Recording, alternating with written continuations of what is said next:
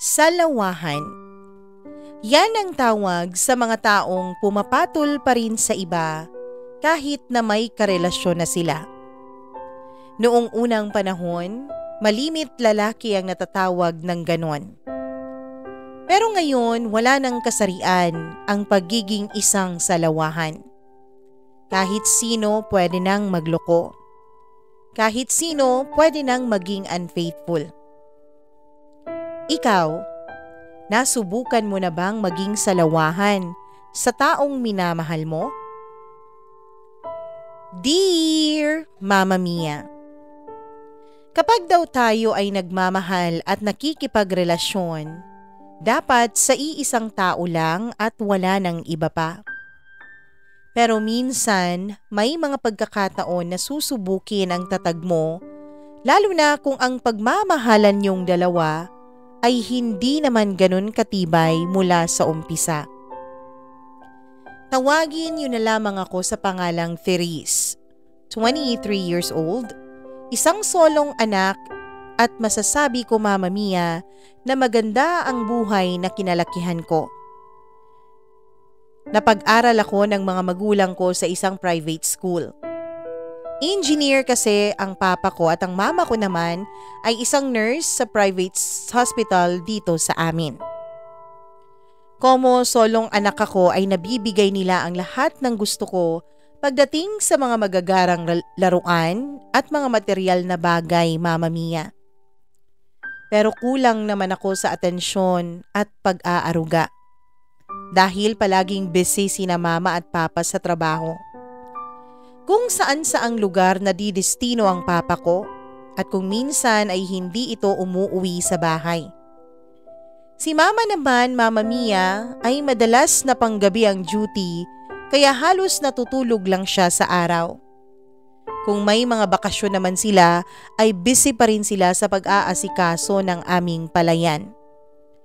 May malaking palayan kasing namana ang mama ko mula sa kaniyang mga magulang, Mama Mia. Kaya laging ang tiyahin kong matandang dalaga ang kasama ko sa bahay. Kapatid siya ng papa ko. Walang problema ang pamilya namin pagdating sa pera. Alam ko nga, sobra-sobra pa talaga ang pera ng mga magulang ko, Mama Mia. Kaya bilang pamalit ng kanilang atensyon na hindi maibigay sa akin, lahat ng hilingin ko kahit gaano pa yan kamahal, ay binibigay nila ng walang tanong-tanong. Mula sa mga mamahaling game consoles, mga musical instruments na hindi ko naman nagagamit, mga branded na clothes at sapatos, pati na nga latest model ng cellphone ay palaging meron ako, Mama Mia. Pero ewan ko ba, Mama Mia, kahit nasagana naman ako sa mga bagay na yon at kinaiinggitan din ako ng aking mga kaklase, ay parang may kulang pa rin. Parang hindi pa rin lubos ang aking kaligayahan. Though na-enjoy ko naman ang time ko sa school kasi laging nasa akin lang ang atensyon ng mga classmates ko, pati na nga ng ultimate crush ko, Mama Mia, ay hindi rin nakaligtas at napasa akin din. First year high school pa lang ay super ultimate crush ko na si Dexter. As in like sobra talaga, Mama Mia. Kaya naman laking tuwa ko nung nagsimula siyang magparamdam sa akin. Sa unang buwan pa lang ng klase nung third year kaming dalawa ay nagparamdam na siya, Mama Mia. Maraming nagkakagusto kay Dexter dahil na rin siguro sa magaling siyang magbasketball at gwapo naman talaga siya, Mama Mia. Kaya malakas ang hatak niya sa mga babae. Hindi naman artistahin talaga ang kanyang angking kagwapuhan. Pero malakas ang dating niya at malinis siyang manamit. Yun bang kahit pawisan ay mukha pa rin siyang mabango? Hindi naman sa pagmamayabang, Mama Mia, pero maganda rin naman ako. May pagka-chubby nga lang. Kaya naman, Mama Mia, nung ligawan na nga ako ni Dexter, ay sinagot ko rin kaagad siya at hindi na ako nagpakipot pa. Maayos naman ang relasyon namin ni Dexter.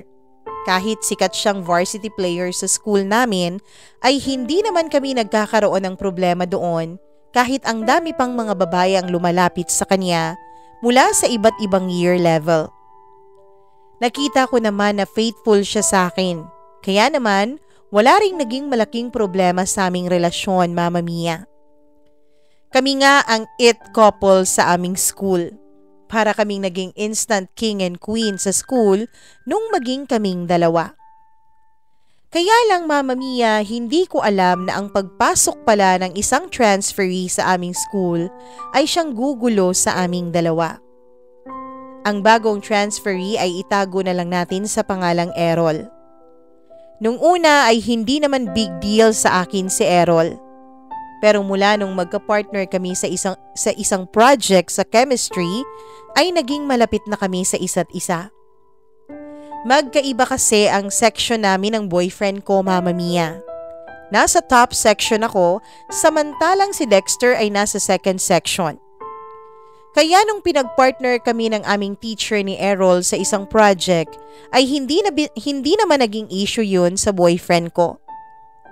Bali 2 weeks naming ginawa ni Errol ang project na yon, Mama Mia, at sa loob ng 2 weeks ay araw-araw kaming magkasama. Kaya naging close kaming dalawa kasi magka-vibes pala kami. Pero ang hindi ko alam, Mama Mia, ay hindi lang pala pagkakaibigan ang naging tingin sa akin ni Errol.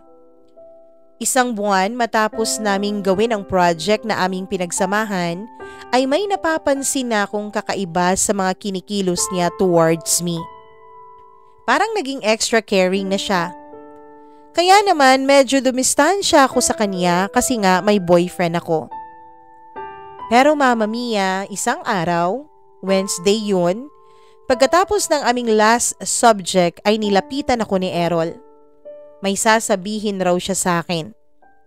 At dahil may practice pa nung araw na yun ang boyfriend ko sa basketball, ay hindi kami magkikita. Kaya naman pinagbigyan ko na si Errol na mag-usap kaming dalawa. "Oh, anong sasabihin mo sa akin?" tanong ko sa kanya. "Bilisan mo na at may lakad pa kami ng friends ko." Dagdag ko pa. "Therese, mahal kita." 3 salita ang biglang nagpabingi sa akin. "Ano?" gulat kong tanong. Sabi ko, "Mahal kita, Therese." Walang kakurap-kurap niyang sabi habang nakatingin sa aking mga mata, Mama Mia. "Baliw ka ba, Errol? Alam mo namang may boyfriend ako, si Dexter, di ba?" "Oo, alam ko. Sinubukan ko namang pigilan, Therese, pero mahal talaga kita." "Ano bang pinagsasabi mo dyan? Boyfriend ko si Dexter at mahal ko ang boyfriend ko. Kaya kung ano man yung pagmamahal na sinasabi mo dyan, pigilan mo. O di kaya'y ibaling mo na lang sa iba." Sabi ko sabay alis na sana, Mama Mia. Kaya lang mabilis niyang hinawakan ang kamay ko. "Please, Therese, payag ako kahit boyfriend mo pa si Dexter. Payag akong maging pangalawa lang ako sa buhay mo. Kaya ko namang mag-adjust, Therese. Basta hayaan mo lang akong mahalin ka sa paraang gusto ko. Please." Pagmamakaawa niya sa akin, Mama Mia. Handa akong magtiis sa kakarampot na pagmamahal, oras at atensyon mo. Kahit masakit sa akin, okay lang. Ang mahalaga ay makasama kita.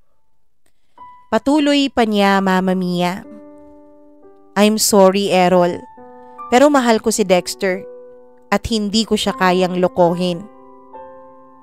Please, Errol, iwasan na lang natin ang isa't isa.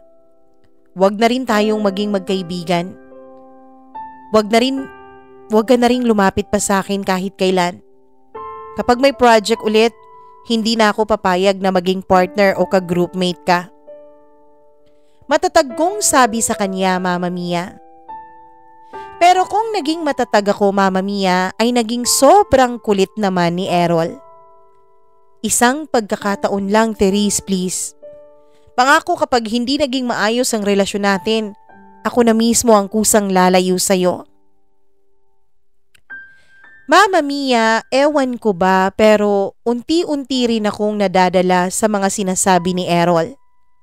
In the end, pagkatapos ng mahaba niyang pangungulit sa akin, ay napapayag rin ako ni Errol na subukang pumasok sa isang bawal at patagong relasyon kasama siya.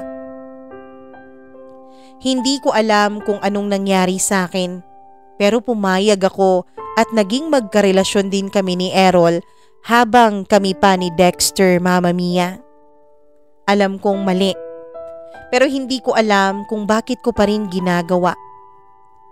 Siguro, Mama Mia, dahil nagkaroon rin naman siya ng konting puwang sa puso ko noong mga panahon na naging close kaming dalawa.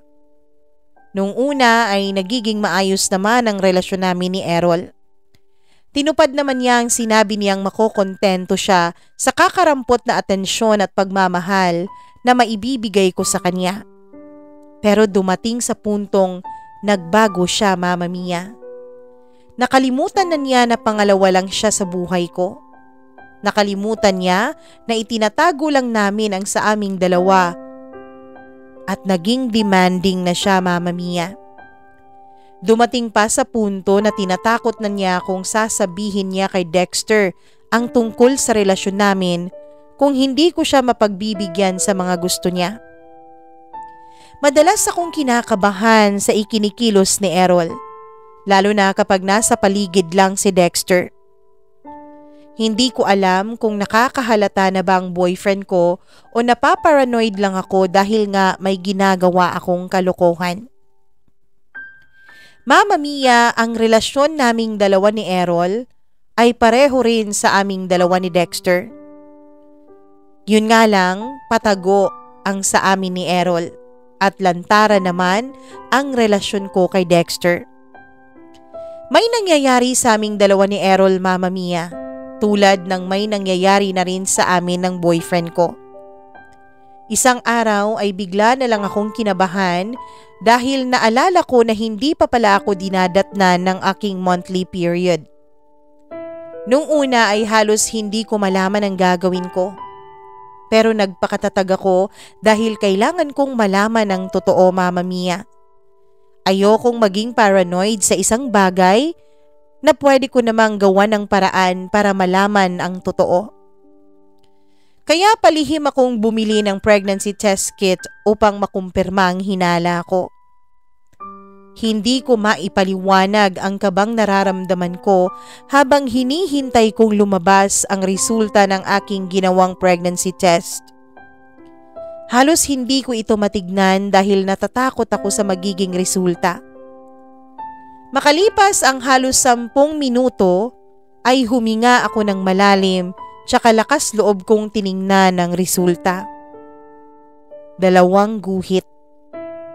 Buntis ako, Mama Mia, at si Errol ang ama. Sigurado ako doon. Kahit may nangyayari rin sa amin ni Dexter, alam ko, Mama Mia, na nag-iingat kaming dalawa. Pero kay Errol, may isang beses na nadala kami sa aming sobrang kapusukan at nakalimutan na niyang hugutin.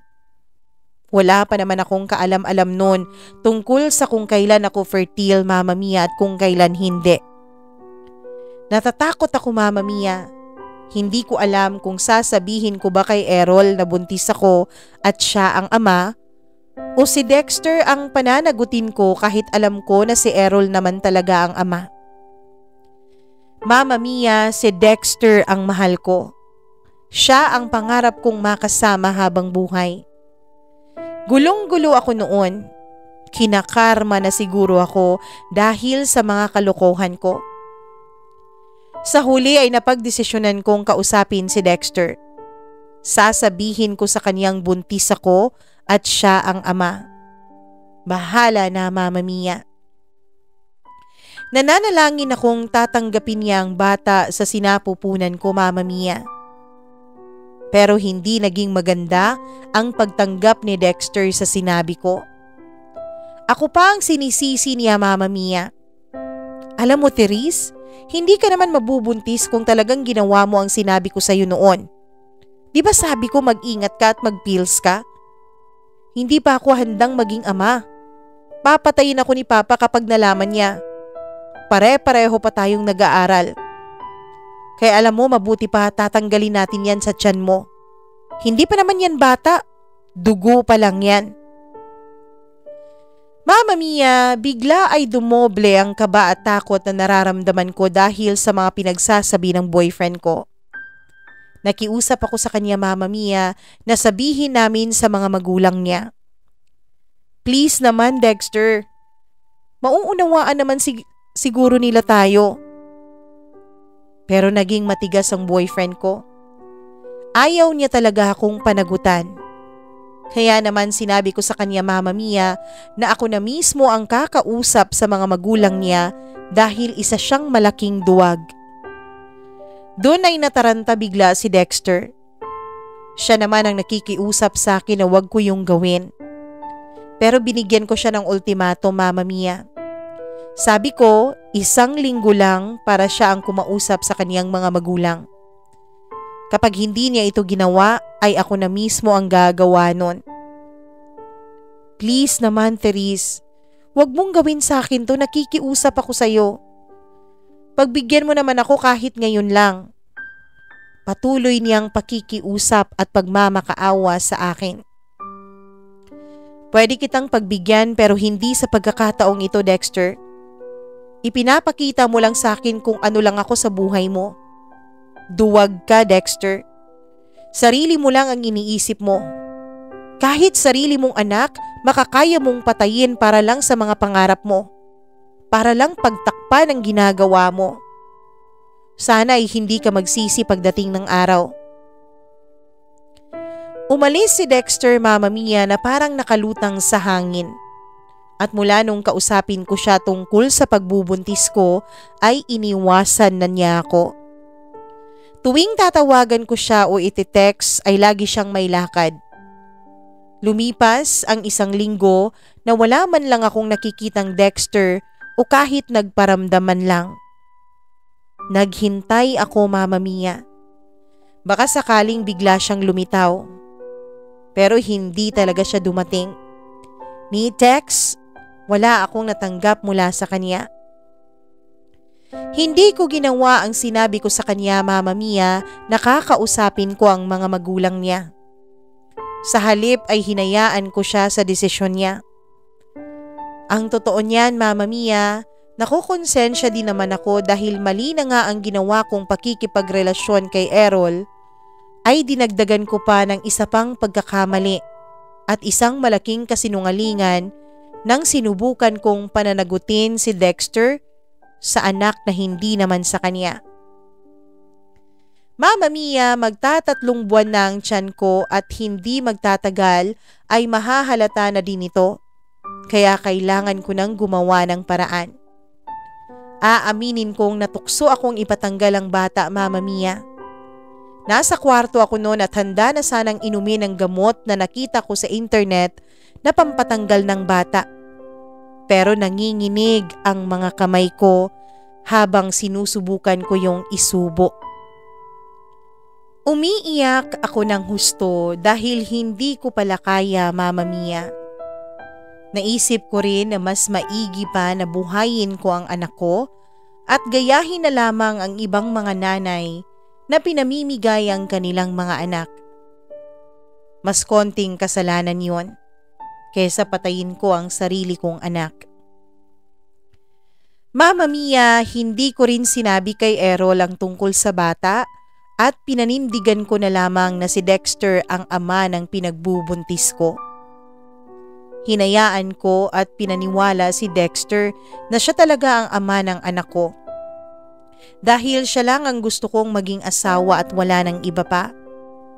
Umiwas ako kay Errol at hindi ko sinabi sa kanya ang totoo dahil baka siya pa ang magpresentang panagutan ng dinadala ko. Hindi si Errol ang gusto kong makasama habang buhay, Mama Mia. Maaaring sabihin mong napaka-selfish ko, pero hindi ko talaga kaya at hindi ko nakikita ang sarili ko na bubuo ng pamilya kasama si Errol. Pero kahit anong iwas ko kay Errol ay lapit pa rin siya ng lapit sa akin, Mama Mia. Kaya naman tinapos ko na ang relasyon naming dalawa. Pero ayaw pa rin niyang pumayag. Kaya naman sinabi ko na sa kanya na buntis ako. Buntis ka? Pananagutan kita at ang bata, Therese. Yan ang excited niyang sagot sa akin. Tulad nga ng inaasahan ko, pananagutan niya ang anak ko. Kaya naman sinabi ko sa kanyang hindi siya ang ama ng anak ko kundi si Dexter. Pero nagpumilit pa rin siya, Mama Mia. Sabi niya, kahit hindi pa siya ang ama ng bata, ay tatanggapin niya ito at mamahalin na parang kanya dahil ganun niya ako kamahal. Nababaliw ka na talaga, Errol. Ganyan ka na ba talaga kadesperado, ha? Ang dami pa namang babae dyan, oh. Marami namang babae talaga, Therese, pero ikaw ang mahal ko. Ikaw ang gusto ko. Mahirap bang intindihin yun? Matigas talaga ang ulo ni Errol, Mama Mia. Kaya niyang magpakatanga para sa pagmamahal niya sa akin. Sinabi ko sa kanya na hindi ko talaga siya mahal at si Dexter lang ang mahal ko. Nakiusap ako sa kanyang tigilan na niya ako. Pero ang sabi niya, Mama Mia, ay hindi niya ako magagawang pabayaan dahil alam daw niyang hindi ako paninindigan ni Dexter. Napapansin daw niyang hindi na pumapasok si Dexter sa eskwela kaya malamang ay tumakas na ito sa responsibilidad nito sa akin. Errol, hindi ka ba nagsasawa sa sitwasyon natin? Paulit-ulit na lang tayo eh. Paulit-ulit ko ding sinasabi na hindi kita mahal at si Dexter ang mahal ko. Bakit andyan ka pa rin? Maawa ka naman sa sarili mo, Errol. Hindi kita mahal. Alam mo na naman yun sa umpisa pa lang, hindi ba? Pero kahit na anong pagtataboy ko sa kanya, Mama Mia, ay hindi pa rin siya nagpatinag. Ang akala niya siguro ay tulad nung una. Nung nakiusap siyang pagbigyan ko siya ng inaalok niyang pagmamahal sa akin, ay mapapayag niya rin ako sa huli. Pero pinanindigan ko ang desisyon ko, Mama Mia. Sinabi ko sa kanyang hindi at tapos na kaming dalawa. Patuloy sa pangungulit si Errol sa akin hanggang sa nagsawa na rin siya at kusa na rin siyang umiwas sa akin. Alam kong napabayaan nito ang sarili niya dahil sa nangyari. Naaawa man ako sa kanya ay pinanindigan ko pa rin ang katigasan ng ulo ko. Alam kong naging selfish ako pero mas gugustuhin kong magsinungaling kaysa makasama si Errol na bumuo ng pamilya. Mama Mia, pagkatapos ng school year na yon ay umuwi ako sa probinsya namin. Alam kong kailangan ko nang harapin ang mga magulang ko.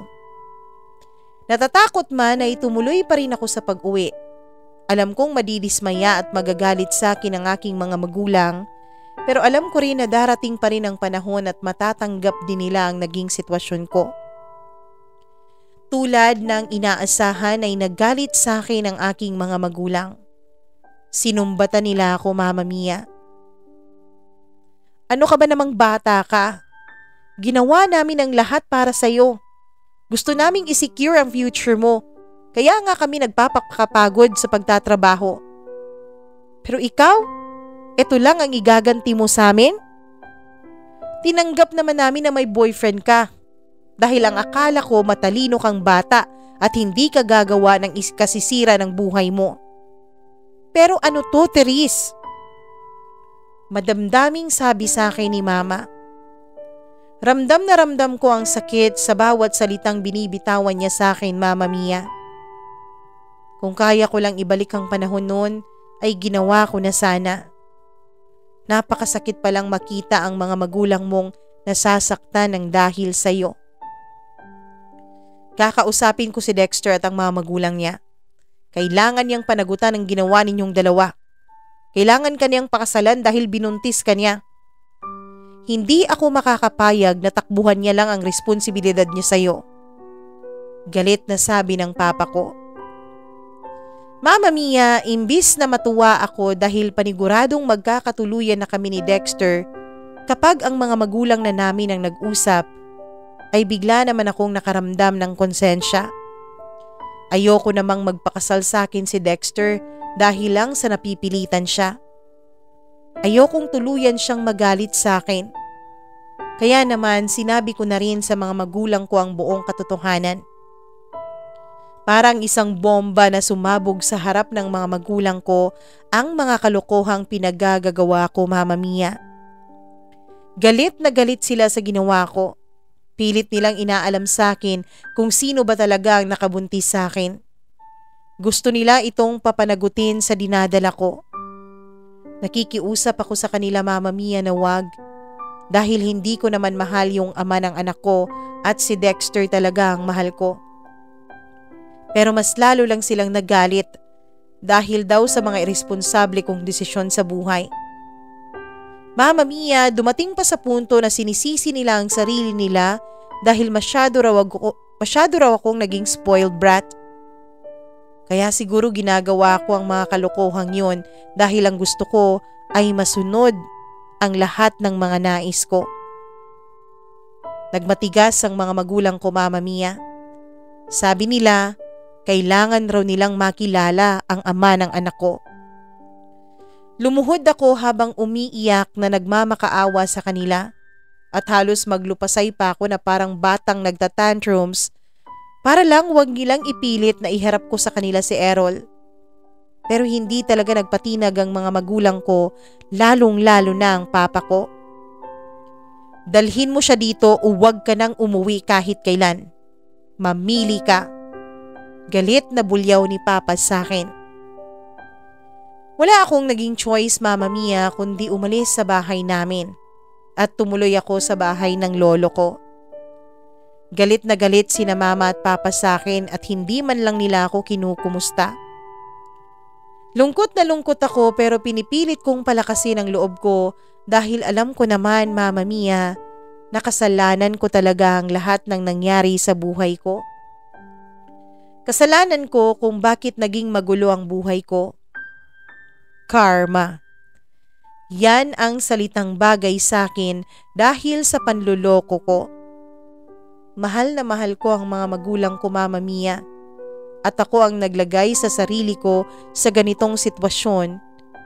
Kaya kahit na nahihirapan ako ay pinipilit ko pa ring lumaban. Araw-araw kong kinakausap ang baby sa tiyan ko at sinasabi ko sa kanya na kaya namin ang lahat na darating na mga pagsubok sa aming buhay. Kaya namin ito basta't magkasama kaming dalawa.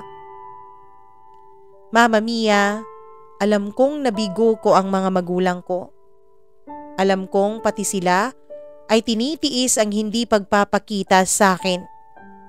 Dahil ang sabi ng lolo ko ay kailangan ko raw munang matuto ng leksyon.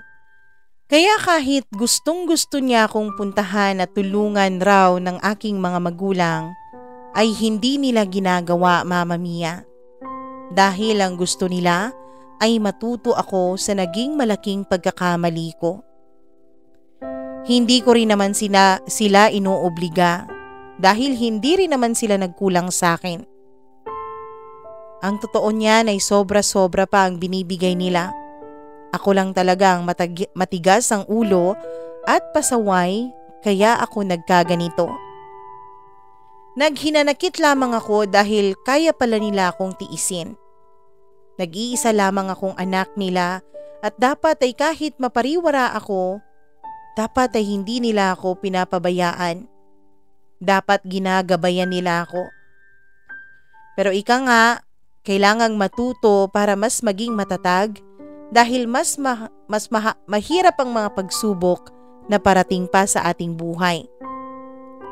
Kahit papaano naman ay binibigyan ako ng lolo ko para sa aking mga pang-check up at mga vitamins namin ni baby. Mama Mia, hinayaan ko na lamang ang mga magulang ko at hinayaan na lamang nila ako sa mga lolo't lola ko hanggang sa mga anak ko. Lalaki ang naging anak ko, Mama Mia, at kamukhang-kamukha siya ng ama niya. Kamukha siya ni Errol. Pero pinipilit ko pa rin kumbinsihin ang sarili ko na kamukha siya ni Dexter. Kahit alam kong malabo. Malabo dahil tisoy si Dexter. at Pinoy na Pinoy naman ang anak ko.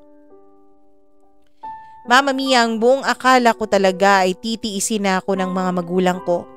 Pero dumalaw sila sa akin nung nakapanganak na ako. Tuwang-tuwa silang dalawa nung makita na nila ang apo nila. Mama Mia, halos maiyak ako nung makita ko ang naging reaksyon ng mga magulang ko pagkakita nila sa anak ko. Akala ko talaga ay matitiis nila ako ng matagal na panahon. Nagkamali ako dahil mahal na mahal pala nila ako. Ang gusto lang nila ay matuto ako sa sarili kong mga paa. Kitang-kita ko ang tuwa ng mama at papa ko nung mga sandaling yon. Napag-usapan na kaagad nila ang ipapangalan sa bata at kailan ito papabinyagan. Marami agad silang plano para sa apo nila. Tahimik lang ako at natatawa sa kanilang dalawa, pero masayang masaya ako sa mga nangyayari. Pagkalabas namin ng anak ko sa ospital, Mama Mia, ay pinauwi na ako ng mga magulang ko sa sarili naming bahay. Nauna na pala nilang inuwi ang mga gamit ko mula sa bahay ng aking lolo. Nagulat ako nang pagdating namin ni baby sa bahay namin ay nakahanda na rin pala ang kwarto ng anak ko. Mama, Papa, thank you talaga sa pagtanggap niyong muli sa akin. At sorry po dahil na-disappoint ko kayo.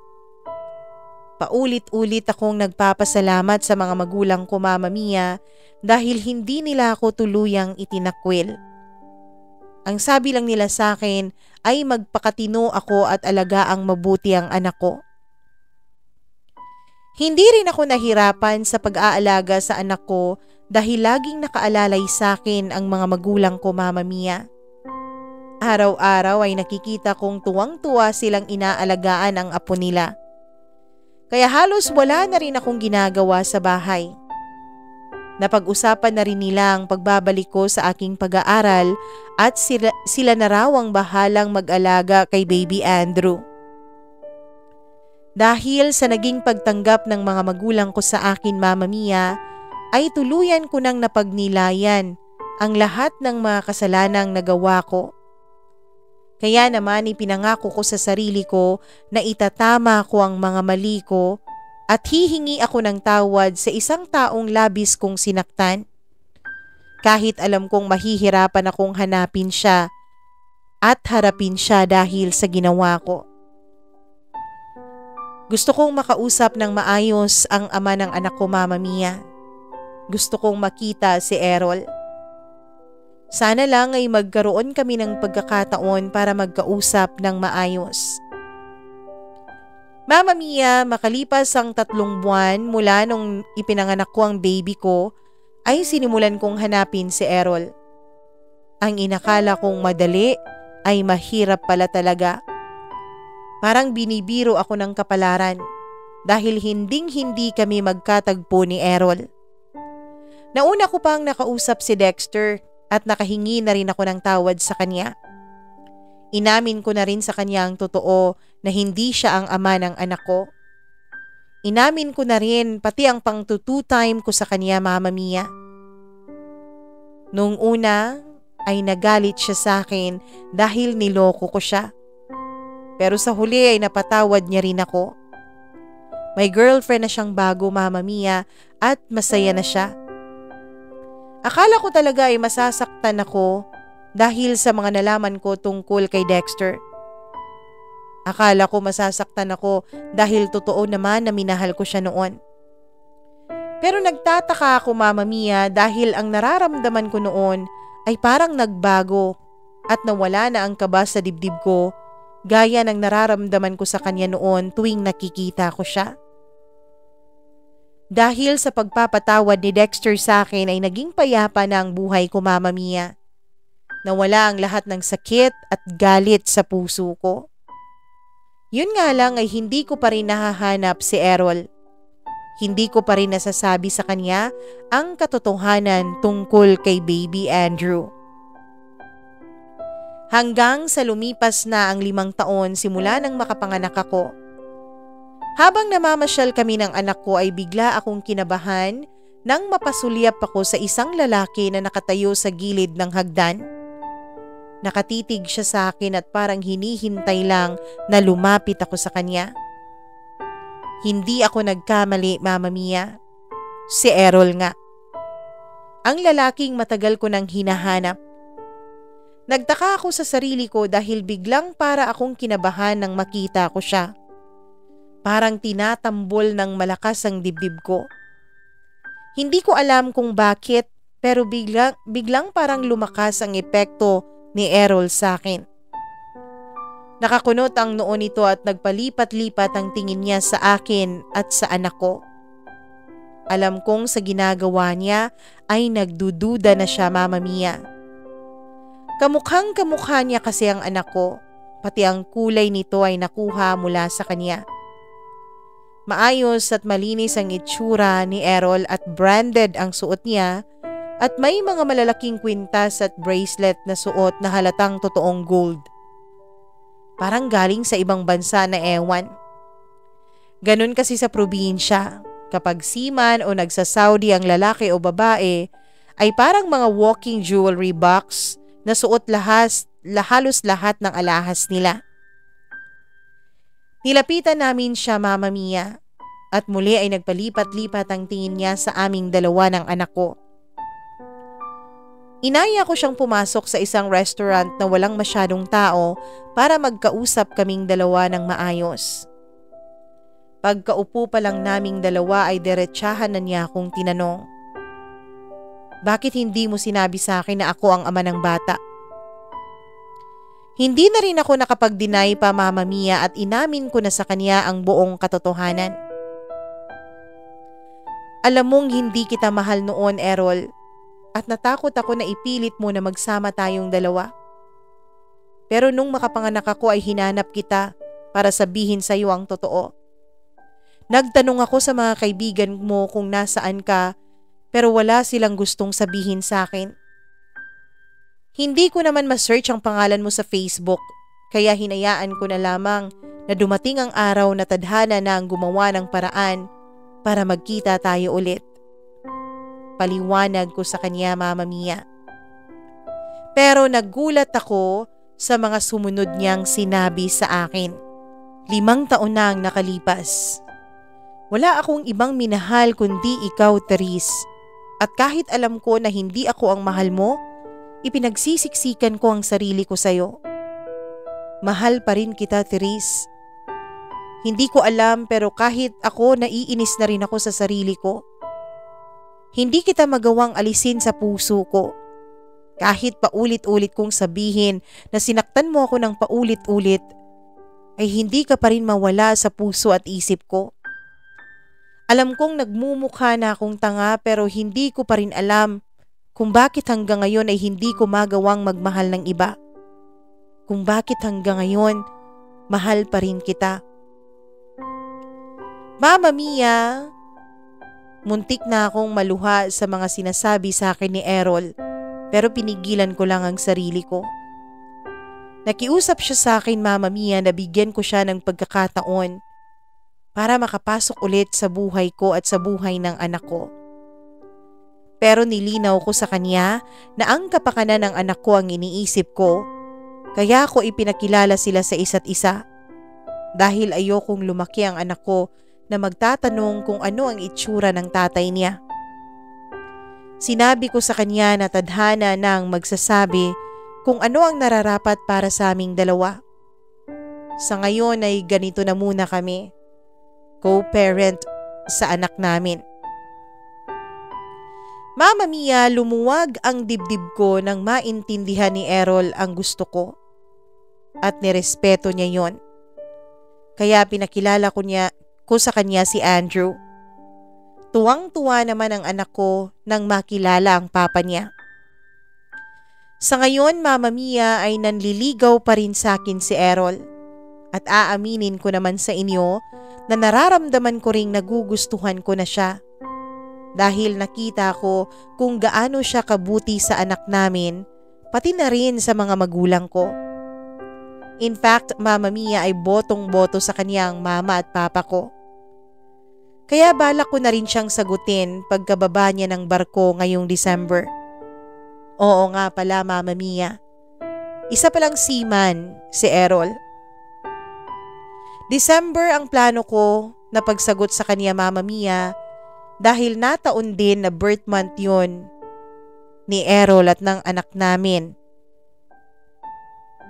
Hanggang dito na lamang po at sana'y nagustuhan niyo ang kwentong ibinahagi ko sa inyo. Lubos na nagmamahal, Therese.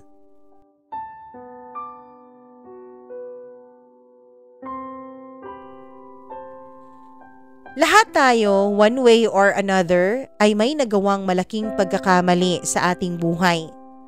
Minsan nga, ang mga pagkakamaling yun ay naging dahilan para makasakit tayo ng ating kapwa.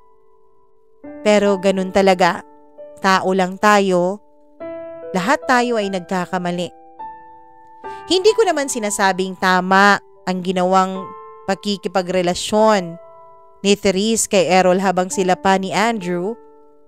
Ang sinasabi ko lang, ang naging maganda kay Therese ay iniayos niya ang sarili niya at humingi siya ng tawad sa mga taong nasaktan niya. Nagbagong buhay siya.